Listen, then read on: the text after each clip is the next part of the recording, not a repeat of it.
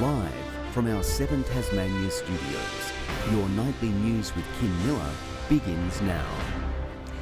Good evening. Driven by hate. That's the motive prosecutors are accusing Shane Barker's alleged killers of having as the long-running murder trial nears its close. Mr Barker's former parents-in-law Cedric and Nolene Jordan are accused of murdering the 36-year-old Campbelltown dad after believing he was allegedly mistreating their granddaughter. 14 years after Shane Barker was found dead outside his Campbelltown home, the prosecution is closing its case on why it believes Mr Barker's former parents-in-law, Cedric and Nolene Jordan, killed him in cold blood. Daryl Coates SC implored the jury to find both were guilty of murder, even though it's alleged Cedric pulled the trigger. He argued the couple was motivated by hate, stemming from the belief Mr Barker was mistreating his young daughter Sophie when he looked after her every second weekend. The jury heard how one weekend Mr Barker allegedly returned Sophie to her mother Rachel dirty and with sickening stories, plus being denied the chance to go to a friend's birthday party because Shane wanted her for that weekend all to himself. Rachel allegedly wasn't spared either, being abused on their final night before they separated, and she had trouble getting financial assistance from him for their child. The prosecution argued Cedric and Nolene wanted Shane Barker out of their daughter and granddaughter's lives, and that Cedric had once shown off a .22 calibre pump-action rifle, allegedly the same one used to shoot Mr Barker 4 times when he returned home from his parents' house to watch a taped game of football that night in 2009. The prosecution will continue its closing arguments tomorrow before the Defence Counsel has its turn later in the week. The marathon trial has been underway since late April and is finally closing in on a verdict more than 3 years after murder charges were laid. Tom Johnson, 7 Tasmania News. The Premier will face another onslaught of questions about the Macquarie Point Stadium when State Parliament returns tomorrow. Labor and the Greens are accusing him of withholding advice, but their plans hinge on one key independent. Intended to keep ministerial deliberations secret, Lara Alexander has concerns Cabinet in confidence is being overused. I'd like to, for the benefit of everyone, to get that real clarification from the Premier as to why certain types of advice have not been made available. While it's been repeated ad nauseum to probing questions about the Macquarie Point Stadium, she says it shouldn't be preventing the public from knowing details. But if it's simple advice around figures and facts and assumptions, you would think that that's not really covered by the veil. These sorts of minutes, briefing notes to ministers come up regularly from the department. They are not Cabinet in confidence documents. So if anybody wants to ask for those documents from the Premier, I'm sure he'd be pleased to respond to that. The new independents are the key to every vote, and there could be some crucial ones this week, with the Premier accused of hiding advice that he's been ordered to produce. I think these are questions that Tasmanians are asking. They want to know how we got into the situation we're in. Yes, fully expect more political stunts from the Labor Party and the opposition. That's been consistent. This week the government will look to pass the budget. However, the Greens will make a second attempt to strike out any stadium funding. Labor have already counted out supporting that move. When opportunities are given to them to vote against it, they don't do so. Are they going to support the stadium and the team and the dream, or are they going to oppose it? We're not playing politics with the budget. Still saying they staunchly oppose the stadium. Josh Duggan, 7 Tasmania News. And the Energy Minister has defended a support scheme for businesses with big energy bills, despite only 10 being given support. David Parkinson spends $35,000 a year on energy at his dry cleaners, up by 30%. But as he's on an energy contract with lower pricing, he won't receive help from any scheme. You feel a bit let down because, we employ 9 people, plus myself and my wife. Costs are increasing all the time. For those that are in hardship, they can apply at government. We are always monitoring these things, and cost of business is absolutely front and centre for our government. Labor is calling for a cap on energy prices and rebates to solve the problem. A Devonport teenager has died following a horror crash near Latrobe last night. The 19-year-old was critically injured after 3 vehicles collided on the Bass Highway near Tas Freight Services around 7:30. He was taken to the Mersey Community Hospital where he later succumbed to his injuries. A 17-year-old Latrobe teen was transported to the Launceston General Hospital with serious injuries, and a third man was also hospitalised with non-life-threatening injuries. Police are now investigating whether heavy rain and strong winds may have been contributing factors.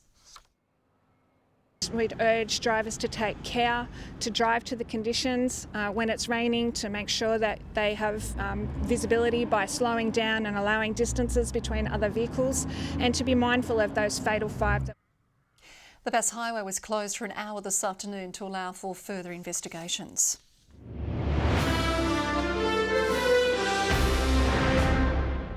A person seriously injured in a crash at Longford yesterday has been transferred to the Royal Hobart Hospital. They were one of 4 involved in a taxi crash on Illawarra Road around 4:45 a.m. 2 other passengers remain in the Launceston General Hospital. All 3 are now in stable conditions. Police were expecting to interview the taxi driver as investigations into the cause of the crash continue. The City of Hobart is tonight debating whether to hike the rates of unused residential land and short-stay accommodation property owners. John Hunt has been following the meeting and joins us now. John, has the council made a decision? They haven't, Kim. Elected members are still yet to make a decision on the controversial proposal, with debate continuing. The item was included in the council's budget for next financial year following a request made last year. It could double the rates for landowners in these 2 categories. For short-stay accommodation providers, the change would mean they will pay nearly 10.5 cents per dollar compared to just over 5 cents for residential owners. Proponents say it will free up housing stock in Hobart, while those against it warn the measure could worsen affordability. People tell me that they have traditional tenants at the moment, and they're going to switch to short stay tenants if they're having to pay short stay rates anyway. So it's going to backfire. In the short term, what we need to see is greater regulation of the short stay accommodation sector, because it will return properties immediately. Housing Minister Guy Barnett today said he supported the council's right to make a decision, also recommitting to the target of building 1,500 homes by the end of this month. So while many solutions are being discussed, Kim, it remains to be seen if tonight's votes will make a difference to local rental supply. It does indeed. Thank you very much there, John Hunt. Well, workers in Antarctica have taken on a new cool challenge, all in the name of charity. The Australian explorers testing their might in all types of trying conditions, tackling the push-up challenge, raising money for mental health. It's cold and it's dark and it's isolated here in Antarctica over winter, and so being aware and managing our mental health is just critical to everything we do down here. So it's wonderful to see everyone bringing that conversation to the fore. The group so far raising over $10,000. More than 200,000 Australians are taking part in this year's push-up challenge, which is now in its final week.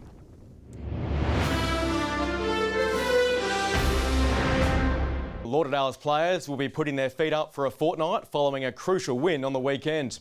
The Southern Bombers are on a high after stunning premiership favourite Kingborough on Saturday. However, they won't play again until the middle of July, with a bye and the state game to come. One of their star players says the extra break will be welcomed after an emotionally charged few weeks. It is good for the guys to have a break and a mental break. Even going into the game on the weekend, you could sort of sense some of the boys were still a bit flat, which is going to happen. So it is probably good. Lauderdale is now just a game outside the top 4.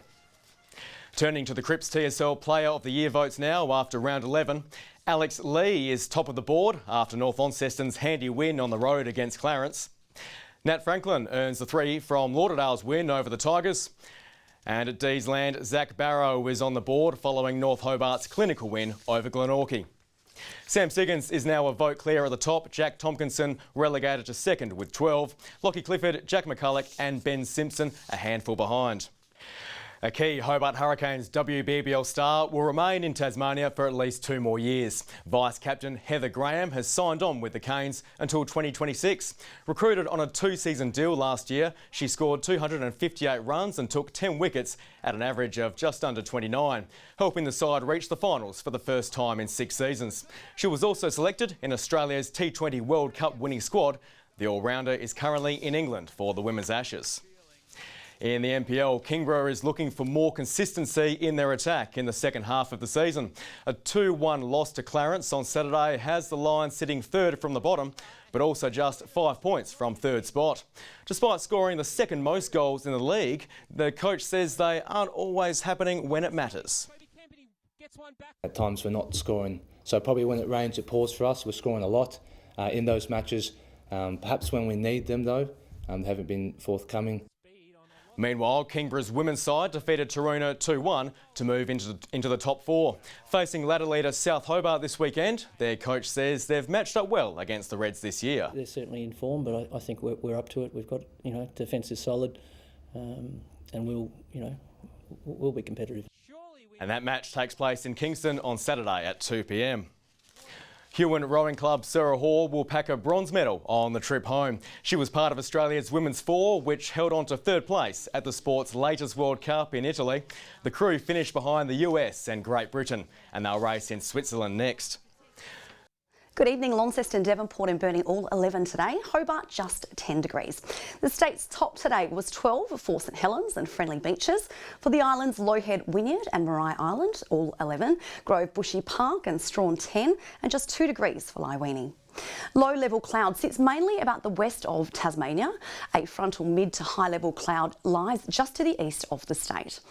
A frontal band is off the east coast of Tasmania. A large patch of high cloud sits over central and southern WA. A cold front approaches over southwesterly WA. An associated trough sits just to the east. West to southwesterly 15 to 25 knots, although 20 to 30 knots about the south and lower east. Southwesterly up to 5 metres. A strong wind warning has been issued for the lower east coast, southeast coast and southwest coast. A minor flood warning exists for the North Esk River. There is also a bushwalkers weather alert in place for Western and Central Plateau districts. Hobart and Adventure Bay both 11, Tarraleah easing showers and 6 degrees. Launceston tomorrow can expect a frost, Bridport 11 and partly cloudy for Devonport. Burnie partly cloudy 11, also 11 for Strawn, showers easing for Marrawar. Cloudy conditions for the east coast, St Helens, Swansea and Whitemark all 12.